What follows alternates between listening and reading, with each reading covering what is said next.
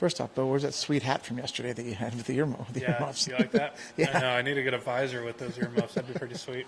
How'd you kind of assess the round today?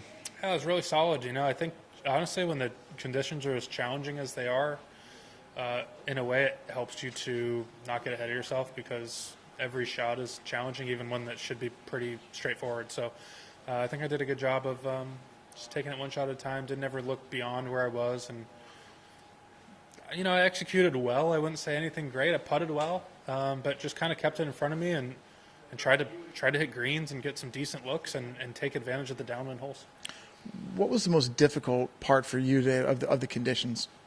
Just how cold it was. I mean, I don't love it when it's freezing. We did a good job. We had the mittens out there, and the beanie and clothing helps, but you just feel different when it's really cold. And some days that's good, and some days that's bad. Today, fortunately, I handled it pretty well. A lot of it is just literally preparation with your equipment, right? So we did that part right, and it's challenging. I mean, it's a tough course, even with no wind and decent temperature, and to shoot the number I did in these conditions was excellent. You talked about not getting ahead of yourself in these type of conditions. Mm-hmm. Is that just kind of help you just kind of focus a little bit more on every little detail of every shot? I suppose, yeah. I'd say more on a macro level, just it makes you understand that even the easy holes are not easy today, right? And you can't take anything for granted. So I would say I certainly do a good job, no matter what the conditions are, in focusing on each shot. I think understanding that it's challenging even on what should be the easy holes, and it really keeps you dialed in to understand that really par's not hurting you at all today on any hole, and manages expectations a little bit. I know we're in a new season now, mm-hmm. But how would you kind of assess how 2022 has gone for you? There's been some good.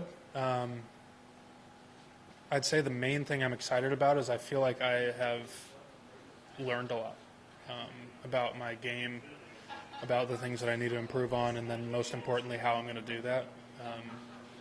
Sometimes you get in this lull where you just don't, what you need to improve on, but you don't really see the light at how you're going to do that, and I feel like I lately have started to see that. So hopefully I can continue to grow in that direction, and I think, knock on wood, I think there's some good things around the corner. Which part of your game have you seen the most progress in? Driving has been better.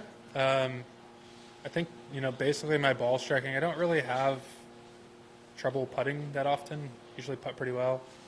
Short game's been pretty good generally. I need to get better, approach play with wedges and short irons and keep the ball in play off the tee. If I can do those things, I think I have a chance to do really well.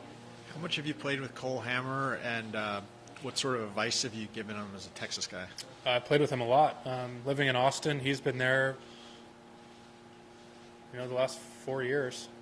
I think he went 4 years to school, didn't he? Yeah, just finished.